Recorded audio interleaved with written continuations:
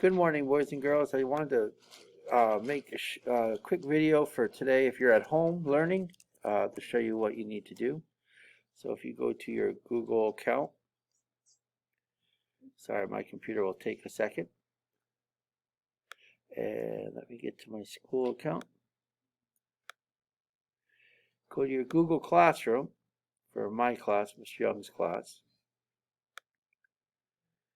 And if you look at classwork, schedule for today, week 2 plans. Here we go. So, Tuesday, Thursday offsite. Watch this video. Log on to Zearn and do one full lesson. Grade 2 is doing the exact same thing. So grade 1 and grade 2 are the same. Then your writing prompt today. My 4 favorite foods are. Use your journal paper in your blue folder. Draw a picture of them first.